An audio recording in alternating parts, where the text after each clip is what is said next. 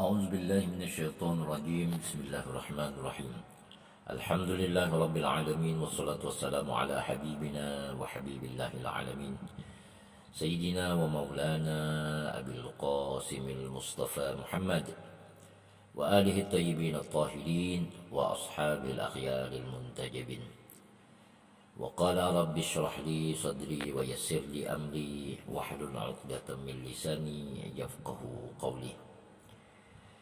Para mahasiswa yang saya hormati dan saya muliakan, khususnya di program studi ekonomi syariah Yayan Pontianak, aqulu lakum jami'an assalamualaikum warahmatullahi ta'ala wabarakatuh. Puji dan syukur kita kehadirat Allah Subhanahu wa taala atas limpahan rahmat, limpahan karunia, anugerah, kesehatan, umur, rezeki, dan ketenangan, serta keselamatan kita dari segala bencana dan segala penyakit.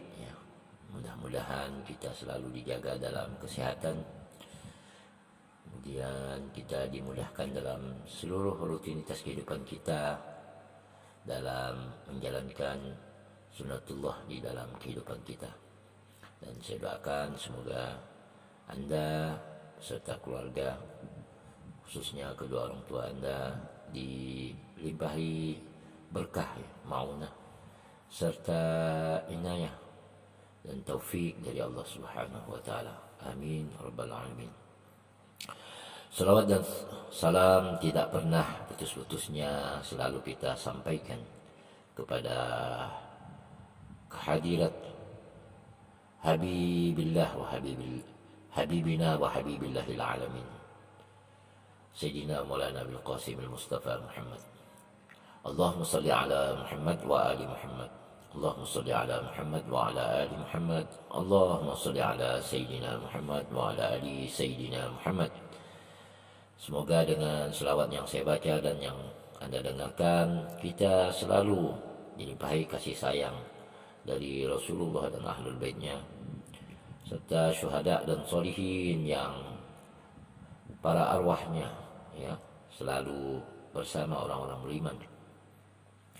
Dan kita doakan juga para syuhada solihin yang sedang berjuang di belahan bumi Islam, dunia Islam menghadapi hegemoni Zionis, untuk terutama puncaknya nanti membebaskan Al-Quds Al-Muhtallah, diberi kemenangan, fauzan azima wa nasran aziza oleh Allah Subhanahu wa taala, demi tegaknya kalimat al-Islam la yu'la wa la yu'la alaih.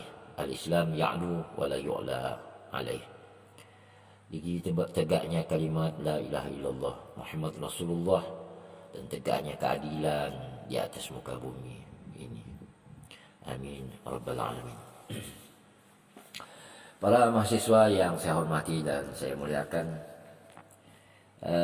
ini adalah sesi, insyaallah sesi akhir dari mata kuliah ekonomi Islam melalui jalur blog video YouTube yang selalu Anda ikuti, walaupun dalam menuntut ilmu tidak ada akhirnya, selalu berkelanjutan. Karena ilmu itu ibarat kita minum air garam di tengah lautannya. Semakin kita minum maka kita akan semakin haus, karena ilmu itu tiada batasnya. Maka manfaatkanlah waktu kita, apalagi di masa-masa pandemi ini, di mana kita punya banyak waktu senggang untuk menelaah, mempelajari serta mendalami ilmu pengetahuan. Nah, terutama Anda sekalian yang di jurusan ekonomi Islam, pelajarilah teori-teori tentang ekonomi Islam dari berbagai tokoh, dari berbagai tokoh yang ada. Kalau di Indonesia itu ada Antonio Shafii, kemudian kalau untuk konsep keperbankanannya itu Adi Warman Karim, dan masih banyak tokoh-tokoh muda lainnya yang tidak bisa saya sebutkan satu persatu. Tetapi mereka itu secara keseluruhan memang mengutip dari tokoh-tokoh yang telah saya sampaikan vlog-vlog sebelumnya. Walaupun saya dengan limit waktu yang ada tidak mampu mengkaji keseluruhan pemikiran mereka, bahkan tokoh-tokohnya ya yang populer dunia. Nah, tokoh yang akan kita pelajari di sesi akhir materi pengantar ekonomi Islam ini adalah tokoh yang sangat fenomenal karena dia merupakan ya epicentrum, kalau saya boleh katakan itu epicentrum perkembangan pemikiran ekonomi Islam di abad kontemporernya. Ya, mulai dari tahun 70-an beliau sudah dikenal.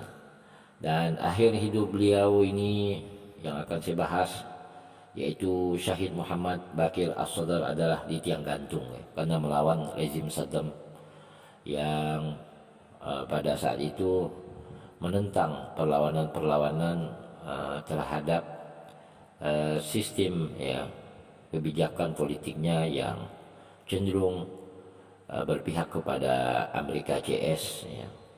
Sehingga terjadilah perang panjang saat itu kan antara Iran dan Irak ya.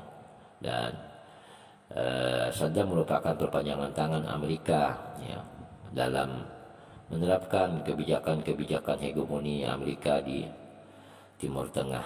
Nah, sampai hari ini kita lihat dampak dari intervensi Amerika di dunia Islam yang dikomandoi oleh Zionis Israel itu nyata ya. Sehingga umat Islam jutaan nyawa harus jadi korban di atas muka bumi ini untuk menghadapi ya hegemoni Zionis Amerika dan Israel beserta sekutu-sekutunya. Dan ini masih akan terus berlanjut ya. Dan kita berharap Allah segerakan zuhurnya sahibul asri wal zaman Al-Imam Mahdi ajalullah ta'ala farajahu syarif, yang tugas beliau itu adalah yamla'ul ardo kiston wa adla ba'da muli'at zulman wa jawrah. Dia akan membawa keadilan dan kesejahteraan setelah bumi dipenuhi dengan huru-hara dan kezaliman. Amin ya rabbal alamin. Para mahasiswa yang saya hormati dan saya muliakan, saatnya sebelum saya bacakan pemikiran-pemikiran brilian Asy-Syahid Muhammad Baqir As-Sadr atau Baqir As-Sadr, saya akan bacakan dulu tentang biografi kehidupan serta pendidikan serta karya-karya fenomenal beliau. Muhammad Baqir As-Sadr atau Baqir As-Sadr merupakan salah satu seorang tokoh Islam yang memiliki pemikiran cemerlang di bidang muamalah, khususnya pada bagian pengembangan ekonomi dengan pengelolaan sistem syariah. Pemikiran-pemikirannya tersebut dituangkan ke dalam beberapa karyanya yang pada saat itu pengembangan ekonomi Islam dikumandangkan, dan pemikiran beliau dijadikan rujukan oleh berbagai pihak. Basis keilmuan di bidang fikih yang begitu kuat membuat analisa beliau tentang ekonomi syariah tampak seperti bangunan yang kokoh. Ayatullah Muhammad Baqir As-Sadr dilahirkan pada 25 Zulqa'dah atau Zulqa'idah ya, 1353 Hijriah atau 1 Maret 1935 di Kazimiyah, Irak. Beliau berasal dari satu keluarga yang sejak 1 abad sekarang berada di pusat keilmuan dan telah menyumbangkan berbagai pelayanan kepada Islam dan kaum muslimin di Irak, Iran dan Lebanon. Sayyid Muhammad Baqir As-Sadr yang berasal dari keluarga tersebut bangkit melawan kolonialisme Inggris dan mengambil bagian dalam revolusi yang terjadi di Irak pada abad ke-20. Kakek buyutnya Sayyid Sadruddin As-Sadr dari Qum dan Sayyid Musa As-Sadr dari Lebanon juga termasyhur karena aktivitas keagamaan dan politik mereka. Salah seorang leluhur beliau, Sayyid Abdul Hussein Syarafuddin Al-Musawi, pengarang kitab terkenal Al-Muraja'at, Dialog Sunnah Syiah, mengambil bagian dari perang kemerdekaan di Jabal Amir melawan Prancis.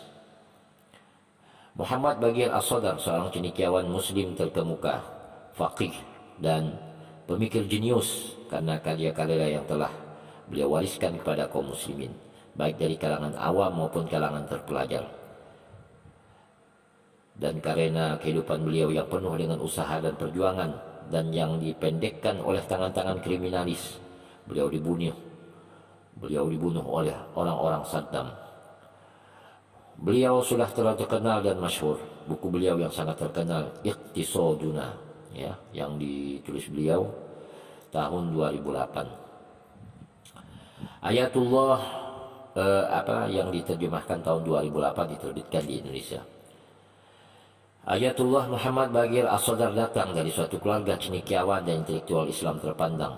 Muhammad Baqir As-Sadar menyadari secara alamiah mengikuti jejak mereka atau para leluhurnya.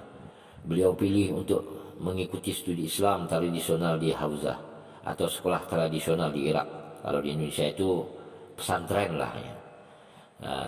Beliau itu besar-besar di pesantren ya.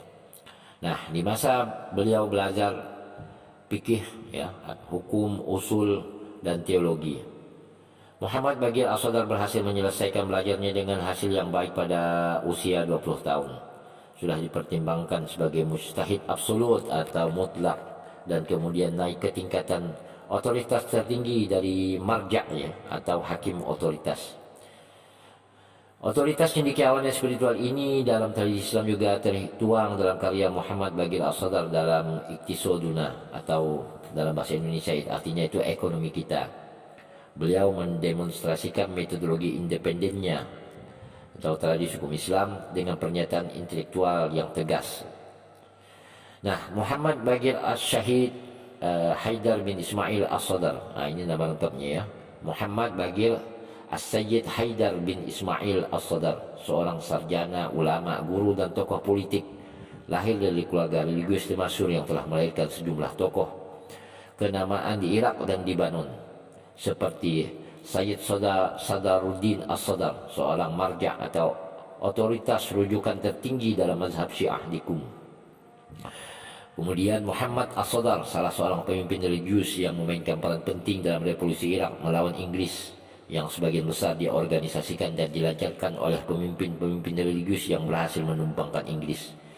Dia juga mendirikan Haras al-Istiqlal atau pengawal kemerdekaan.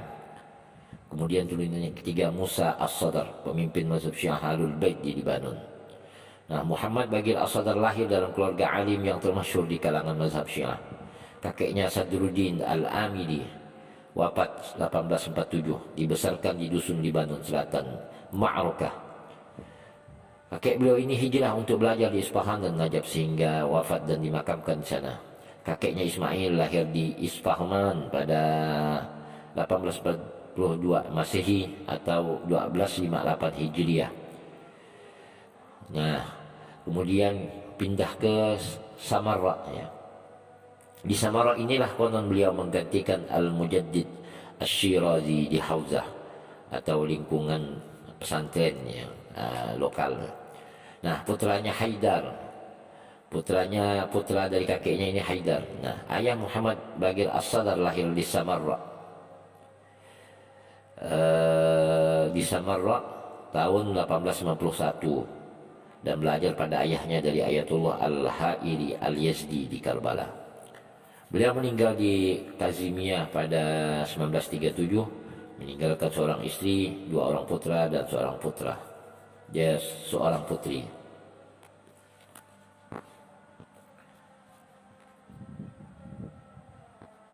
Para mahasiswa yang saya hormati dan saya muliakan,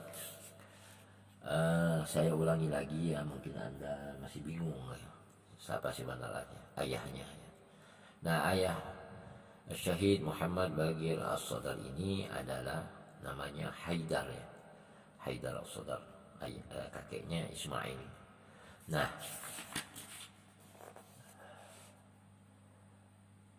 ayahnya ini di dalam catatan tulisan Melot ya tahun 1998, kendati pun seorang marja yang cukup terpandang, tampaknya beliau meninggal dalam keadaan tidak punya uang sepeser pun. Konon sampai lebih dari sebulan setelah meninggalnya, keluarga ini masih tidak dapat menyediakan roti sehari-hari, atau dalam bahasa Arabnya kanu haidina fi luqmatan al-aish. Ya, itulah latar belakang ayahnya ya. Kakeknya juga adalah ulama yang terkenal tapi hidup sangat-sangat sederhana. Artinya mereka mempraktikkan antara keilmuan dan dalam realitas kehidupannya sehari-hari. Mereka tidak terlalu mengejar harta duniawi ya, dengan posisi otoritas marja taklid mereka. Sungguhnya mereka sangat bisa untuk memanfaatkan pengikut-pengikutnya untuk ya menopang hidup dan lain sebagainya, tapi mereka memilih untuk hidup yang sangat sederhana. Saya lanjutkan, pada usia 4 tahun ini Muhammad Baqir Sadar menjadi yatim. Kemudian dia asuh oleh ibunya yang religius dan kakek laki-lakinya yang bernama Ismail. Ya, jadi Muhammad Baqir bin Haidar bin Ismail As-Sadar. Nah, itulah jalur keturunan dia sampai kepada kakeknya. Ya. Nah, ayahnya ini juga seorang musyrik kenamaan di Irak yang telah mencapai tingkat tertinggi di kalangan teolog muslim. Nah, Muhammad Baqir Sadar ini menunjukkan tanda-tanda kejeniusan sejak kanak-kanak. Itu di dalam tulisan terjemahan ya Baqir As-Sadar tahun 1998 ya, ditulis tentang biografi Baqir As-Sadar itu. Ketika berusia 10 tahun beliau berceramah tentang sejarah Islam. Jadi di usia 10 tahun dia dah mampu berceramah tentang sejarah Islam dan juga tentang beberapa aspek lain mengenai kultur Islam. Beliau mampu menangkap isu-isu teologis yang sulit dan bahkan tanpa bantuan seorang guru pun. Pada usia 11 tahun beliau mengambil studi logika dan menulis sebuah buku yang mengkritik para filsuf. Jadi umur 11 tahun dia telah belajar logika ya, studi tentang logika atau ilmu mantik ya. Kalau kita belajar di pesantren itu ada yang namanya ilmu mantik ya. Dan dia menulis buku mengkritik para filsuf.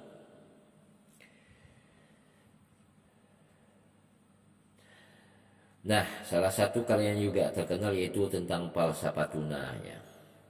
Sehingga bahasa falsafatuna ini dia dilihat menurut tulisan Millot itu tergoda dengan pemikiran Marxisnya, sehingga bahasa Islamnya jadi terpengaruh. Nah, tentu saja dengan melihat ke belakang pada saat Baqir Sadar menulis tentang bagaimana dia mengkritik pemikiran Marxis itu sangat gampang ya. Ya, dia juga menggunakan bisa mengkritik argumen Stalin, Politzer dan bahkan Engels yang sudah lama kadarosa di lingkungan filsafat. Dan kenyataan ini tidak mempengaruhi risalah filosofis Muhammad Baqir Sadar, tapi justru membuat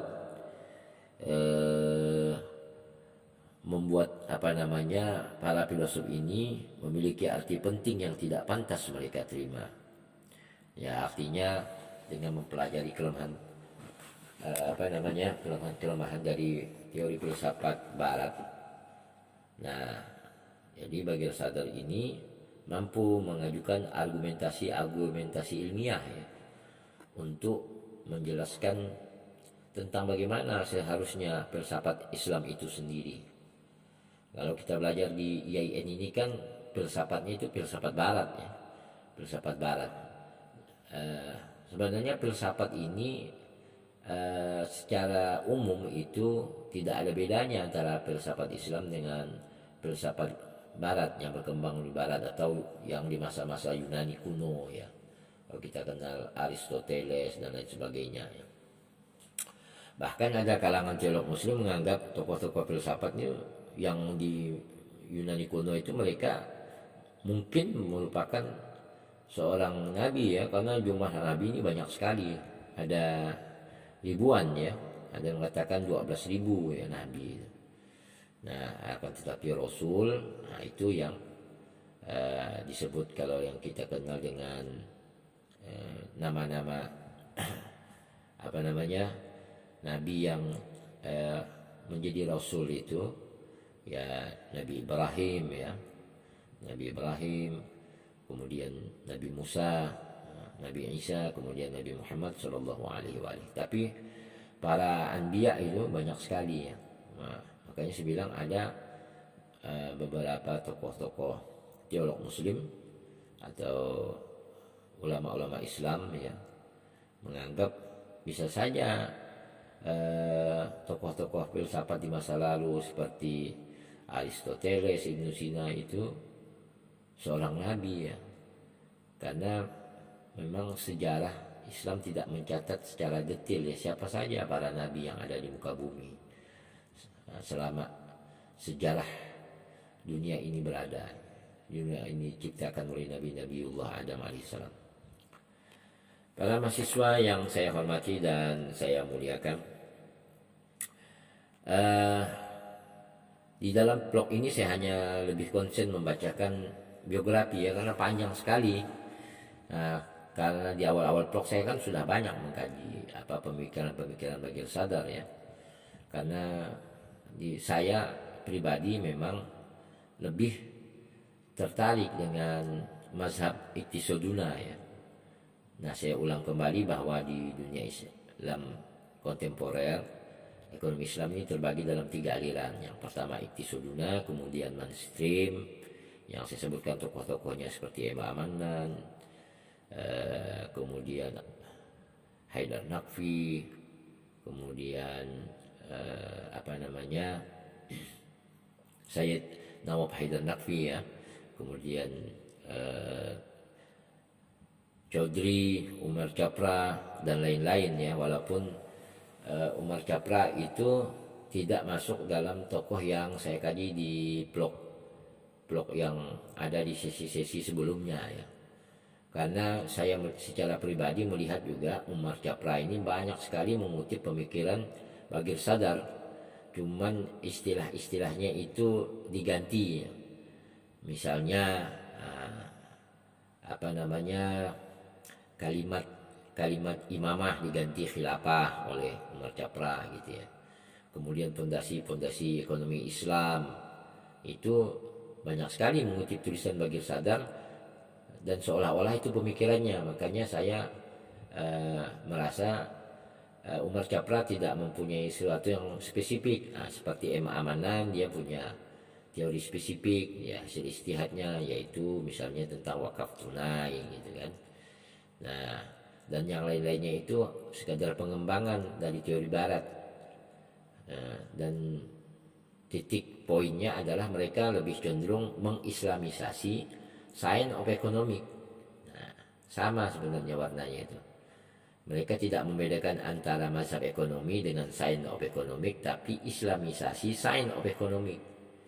Nah, berbeda dengan Syahid Muhammad Bagir Sadar.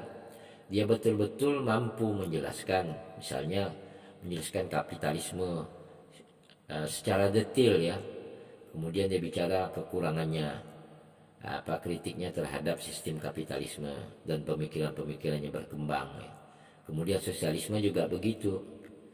Nah, di dunia Islam seperti di Timur Tengah itu cuman 2 sistem yang ada. Yang pertama sistem sosialis sebagaimana dianut oleh negara Mesir, kemudian Irak, Suriah ya, yang tidak menggunakan sistem kerajaan. Nah, yang kedua sistem kerajaan. Dubai sendiri yang kita lihat sangat modern. Mohon maaf. Dubai itu sendiri yang seolah-olah negara demokrasi itu sistemnya kerajaan ya. Tapi memang diciptakan oleh Inggris dan sekutu-sekutunya menjadi Singapurnya Timur Tengah itu Dubai. Tapi sistemnya ya kerajaan. Kuwait, Qatar, kemudian Uni Emirat Arab, apalagi Arab Saudi ya, itu kerajaan. Nah, tetapi selain kerajaan, sistem berkembang itu adalah sosialis. Seperti saya sebutkan lagi Suriah, kemudian Irak, kemudian Libanon ya. Libanon juga gitu. Walaupun karena mereka tuh nanti ada misalnya presiden ya, ada perdana menteri. Tapi saya tidak akan membahas lebih jauh lah bagaimana sistem politik model sosialis yang diterapkan di Timur Tengah. Nah, karena Bagir Sadar juga hidup di Irak ya, yang didominasi partai Ba'ath yang sosialis, maka dia juga banyak ya bersinggungan dengan aktor-aktor politik di Irak, terutama ya pemerintahan di era Saddam Hussein. Itu yang membuat dia juga akhirnya harus syahid di tiang gantung. Semoga Allah merahmati ruhnya dan para syuhada dan solihin. Baik, saya lanjutkan ya. Pada usia 13 tahun kakaknya mengajarkan kepadanya usul ilmu al-fiqh atau asas-asas ilmu tentang prinsip-prinsip hukum Islam yang terdiri atas Al-Quran, hadis ijma' dan qiyas ya. Pada usia sekitar 16 tahun beliau pergi ke Najaf untuk menuntut pendidikan yang lebih tinggi dalam berbagai cabang ilmu Islami. Sekitar 4 tahun kemudian beliau menulis tentang sebuah ensiklopedi, yaitu Usul Ghayat al-Fikr fi Usul, atau dalam bahasa Indonesia Pemikir Puncak dalam Usul. Mengenai karya ini hanya 1 volume yang diterbitkan. Kemudian ketika usia 20 tahun beliau mengajar bahas Al-Kharij. Kalau di istilah NU itu namanya Bahsul Masail ya. Nah, dia mengajar Bahsul Kharij ini termasuk di sistem pesantren di kalangan Syiah Imamiyah itu. Dia merupakan pelajaran puncak ya untuk kalangan-kalangan ulama-ulama sebelum dia masuk kepada level yang tinggi lagi ya, seperti jadi marji taklid. Nah, maka pelajaran yang sebelum mereka mencapai derajat Hujatul Islam wal Muslimin, mereka harus belajar yang namanya Bahsul Kharij, atau di NU itu dikenal dengan istilah Bahsul Masail. Baik. Ketika usia 20 tahun itu tadi dia belajar mengajar ya, bukan belajar, mengajar ya. Nah, saat itu Muhammad Bagir As-Sadar lebih mudah daripada banyak muridnya ya. Di samping itu Muhammad Bagir As-Sadar juga mengajar fikih. Patut disebutkan juga bahwa pada usia 30 tahun Muhammad Bagir As-Sadar telah menjadi mujtahid. Jadi dia menjadi mujtahid di usia yang sangat muda, yaitu umur 30 tahun. Muhammad Bagir As-Sadar berasal dari keluarga penganut aliran Syiah Imamiyah dan menjadi salah seorang pemikir terkemuka yang melambangkan kebangkitan intelektual di Najaf antara tahun 1950 dan 1980. Kebangkitan ini sangat berpengaruh pada aspek politik di kawasan Najaf ya, dan Timur Tengah pada umumnya. Ini saya kutip dari tulisan Ibu Profesor Dr. Amalia Irfani, salah seorang guru besar ekonomi Islam di UIN Syarif Hidayatullah Jakarta. Muhammad Bagir Sadar mengajarkan bahwa politik adalah bagian dari Islam. Beliau menyuruhkan kepada kaum muslimin supaya mengenali kekayaan khazanah Islam asli dan melepaskan diri dari pengaruh-pengaruh eksternal apapun, khususnya pengaruh-pengaruh kapitalisme dan marxisme. Muhammad Bagir Sadar juga mendorong kaum muslim supaya bangun dari tidur dan menyadari bahwa kaum imperialis sedang berusaha membunuh ideologi Islam ya, dengan cara menyebarkan ideologi mereka di dunia Islam. Kaum muslimin harus bersatu padu dalam melawan intervensi semacam itu dalam sistem sosial, ekonomi dan politik mereka.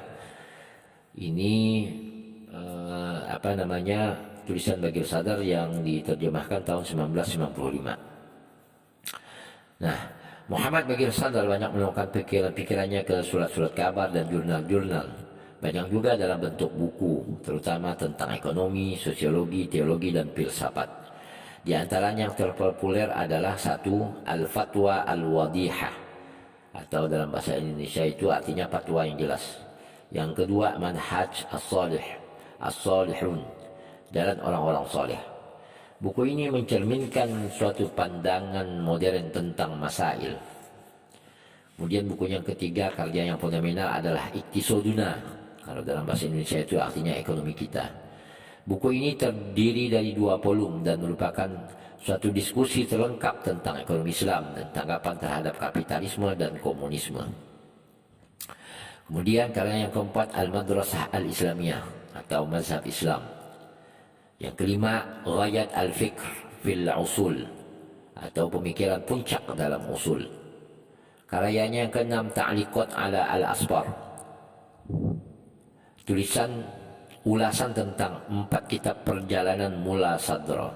Jadi Mula Sadra ini adalah tokoh filsuf yang terkenal ya, yang menjadi salah satu rujukan terbesar dalam dunia pemikiran filsafat Islam ya. Kalau di jurusan filsafat Islam di UIN Syarifiyatullah Jakarta, nah Mula Sadra itu salah satu tokoh yang menjadi rujukan utama dalam mempelajari filsafat Islam. Kemudian karya beliau yang ketujuh, Manabi Al-Qudrah fi Daulat Al-Islam, sumber-sumber kekuasaan dalam Islam. Nah, penulis dalam buku ini menyatakan bahwa suatu negara Islam harus didirikan menurut syariah, sebab hal ini adalah satu-satunya jalan untuk menjamin hukum Allah di bumi. Nah, ini inti dari tulisan Manabi Al-Qudrah fi Daulat Al-Islam yang ditulis oleh Bagir As-Sadar.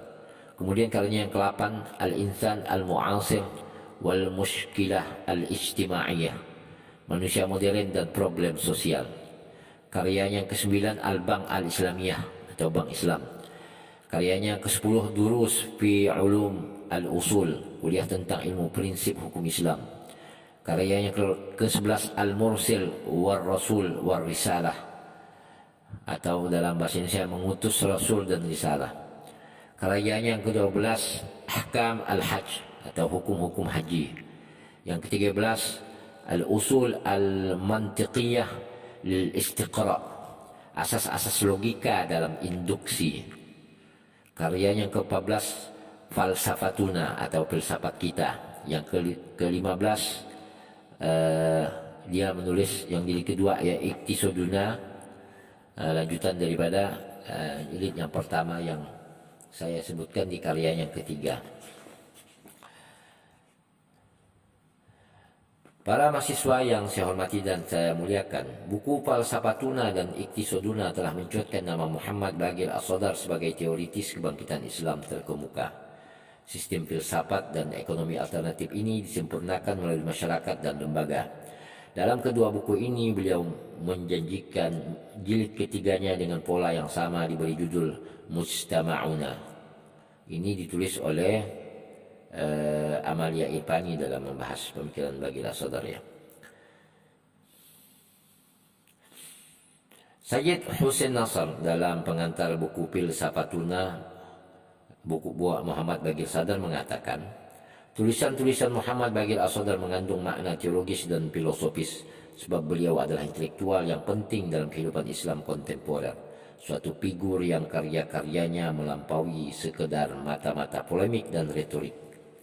Tidak berlebihan jika dikatakan bahwa Iqtisoduna merupakan suatu karya pionir yang cukup komprehensif dalam literatur ekonomi Islam modern, mengupas masalah produksi, distribusi, konsumsi, dan pertukaran, termasuk masalah fiskal dan moneter, serta strategi pengelolaan aset produktif dan peranan pemerintah di dalamnya. Ini ditulis oleh Muhammad Syafi'i Antonio tentang ulasan dan komentar tahun 2008 halaman 17. Saya kalau bacakan ini memang sangat panjang ya. Nanti Anda silakan saja baca tulisan saya yang diterbitkan IAIN Press, yaitu konsep distribusi ekonomi dalam Islam, pemikiran Ayatullah Syahid Muhammad Bagir Sadar dan relevansinya dalam konteks keadilan distribusi ekonomi kekayaan alam Provinsi Kalimantan Barat. Ini ditulis oleh mahasiswa saya ya, Abdul Hakim Jailani, SIME, dan saya sebagai editor utama ya. Editor utama ya, sekaligus sebagai korektor tulisan-tulisannya. Jadi di buku ini ada diterbitkan di IAIN Press ya, yang berbicara tentang biografi lengkap ya Syahid Muhammad Bagir Sadar. Kalau buku Iqtisaduna itu yang terjemahan itu tebal ya, sangat tebal. Silakanlah Anda rujuk, itu ada juga di perpustakaan di IAIN Pontianak. Baik, saya kira itu saja sekilas tentang biografi serta karya-karya fenomenal Asy-Syahid Muhammad Baqir As-Sadar, yang juga merupakan tokoh utama mazhab ekonomi Islam di abad kontemporer ini, yang disebut dengan mazhab Iqtisaduna. Nah, saya kira di dalam vlog ini saya tidak akan bicara banyak tentang pemikiran beliau ya, karena apa, di vlog-vlog awal sudah saya bacakan lengkap ya tentang pemikiran-pemikiran beliau terkait dengan ekonomi Islam ya. Nah, kemudian komparasinya juga dengan pemikir tokoh-tokoh mazhab mainstream, juga saya ambil beberapa tokoh yang juga mempunyai pemikiran ijtihad yang apa namanya, yang juga tidak kalah menarik ya dengan pemikiran Syekh Muhammad Baqir Sadar. Nah, saya sarankan Anda selaku mahasiswa ya, Anda itu sudah tidak lagi pelajar SMA, jadi Anda jangan berharap segalanya itu tergantung pada dosennya. Kami itu tugasnya sekedar untuk mengarahkan, kemudian menyampaikan teori-teori perbandingan. Selanjutnya Andalah yang memilih dan menentukan kemana arah dan peta pemikiran Anda, khususnya di bidang ekonomi Islam. Dan saya tegaskan di sini, belajar ekonomi Islam itu tidak akan sempurna kalau kalian tidak belajar juga dengan science of economic, artinya ilmu-ilmu ekonomi modernnya. Dan baik itu dari perspektif barat dan dunia pada umumnya ya. Karena science of economic ini sangat membantu ya dalam memudahkan untuk menganalisa aspek-aspek yang berpengaruh terhadap misalnya sistem ekonomi negara. Dan juga tidak kalah pentingnya belajar filsafatnya, karena kalau kita tidak belajar filsafat, khususnya filsafat Islam, kita tidak akan mampu memahami esensi dari sebuah kebenaran. Karena filsafat itu membongkar akar-akar dari bagaimana kita memilih sebuah kebenaran dari segala sesuatu. Nah, jadi artinya di situ akan diarahkan bagaimana cara berpikir yang benar, cara berpikir yang terstruktur, sehingga kita tidak terombang-ambing oleh doktrin yang kadang juga memaksa, seperti yang terjadi hari ini di antara kita umat Islam. Karena perpecahan yang terjadi di kalangan umat Islam tidak lain tidak bukan adalah akibat hegemoni sekelompok orang yang berjubah agama, yang memaksakan kehendak bahwa mereka lah yang paling benar, yang lain itu salah. Nah, itulah yang kita hadapi hari ini.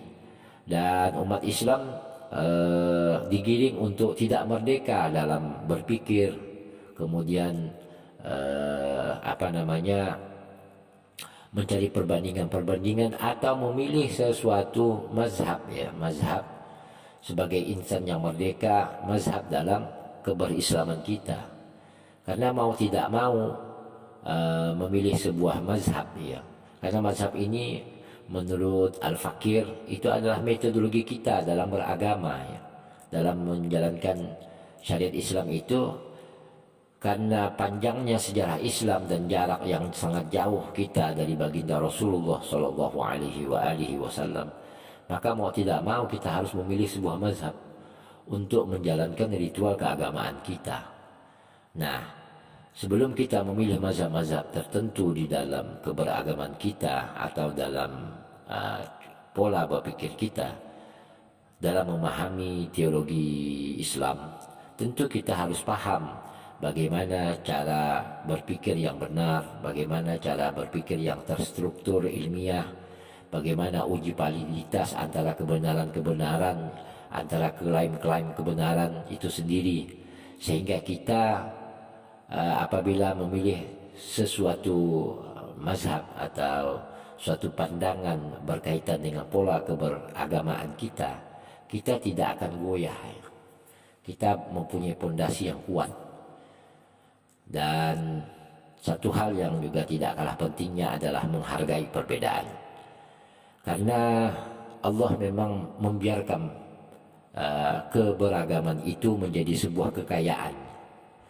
Yang menjadi masalah adalah di saat kita memaksakan kehendak untuk merasa mengklaim paling benar, kemudian dengan menjatuhkan nyawa orang lain, atau mengancam orang lain, atau mempersekusi orang lain yang berbeda dengan cara yang paksa. Karena ajaran Islam yang paling utama saja sudah mengajarkan, di dalam Al-Quran telah disebutkan la ikraha fid din. Tidak ada paksaan dalam beragama. Dalam beragama saja tidak ada paksaan, apalagi di dalam memilih mazhab dalam keberislaman kita. Nah, itulah esensi dari kita mempelajari Islam secara ilmiah di dunia akademis, sehingga kita menjadi insan-insan yang cemerlang. Dan saya berharap Anda sekalian lebih bijaksana ya dalam menyikapi perbedaan-perbedaan. Apalagi sekarang ini adalah kita masuk di dalam zaman yang luar biasa ya. Kita sudah dihegemoni oleh kapitalisme, hegemoni Zionisme Barat, Eropa, puncaknya dari Israel. Di belah dunia Islam sudah terpecah belah, kemudian jutaan nyawa sudah tumpah hanya untuk mengklaim kebenaran itu sendiri dan memaksakan klaim kebenaran kepada umat-umat yang memang sebenarnya diciptakan Allah sebagai hamba yang merdeka. Karena akal yang sehat itu memang Allah berikan sebagai bentuk ajaran Allah di muka bumi, sehingga akal sehat itu jika digunakan secara optimal, maka dia akan mampu menyelamatkan manusia minaz zulumati ilan nur. Ad-din huwal aql la dina liman la aqla lahu. Rasulullah bersabda di dalam hadisnya, agama itu adalah logika dan tidak beragama kecuali orang-orang yang berlogika. Jadi sesuatu yang tidak logis itu bukan bagian dari agama. Sampai kepada masalah-masalah yang transenden atau masalah-masalah praktikal, semuanya bisa dilogikakan. Tentunya di dalam koridor-koridor yang terikat dengan Al-Quran, kemudian Sunnah ya, yang sudah mengarahkan juga bagaimana cara kita menggunakan logika kita dalam memahami syariat Allah di atas muka bumi ini. Para mahasiswa yang saya hormati dan saya muliakan, demikian blog singkat terkait tentang pemikiran tokoh ekonomi Muslim yang pada sesi ini adalah tentang biografi Asy-Syahid Muhammad Baqir As-Sadr. Dan mudah-mudahan Anda selaku mahasiswa, khususnya di program studi ekonomi syariah, mampu memahami apa yang telah saya berikan, walaupun ini hanya seperti garam ya di tengah lautan. Masih banyak sekali ilmu-ilmu pengetahuan, mata kuliah yang harus Anda pelajari ke depannya. Tetap semangat walaupun kita dalam masa pandemi, dan jangan putus asa ya dengan keadaan sekarang. Karena Allah selalu memberikan harapan-harapan yang lebih baik di dalam kehidupan kita. Karena dengan harapan itulah kita akan bisa optimis menghadapi ujian dan tantangan dalam kehidupan kita. Mudah-mudahan kita sama-sama diberi taufik ya. Taufik oleh Allah SWT, kemudian diberikan kudrah ya, diberikan kudrah dan kekuatan untuk tetap semangat, optimis menjalani rutinitas kehidupan kita sebagai khalifatullah fil ardh. Dan kita sama-sama berdoa semoga kita selamat dunia dan akhirat. Aqulu qawli hadza wa astaghfirullah li wa lakum wa lisairil mu'minina wal mu'minat muslimina wal muslimat wa sallallahu ala Muhammadin wa alihi at-tayyibin at-tahirin. Billahi taufiq wal hidayah wallahu al-muwafiq ila aqwamit thoriq. Assalamualaikum warahmatullahi taala wabarakatuh.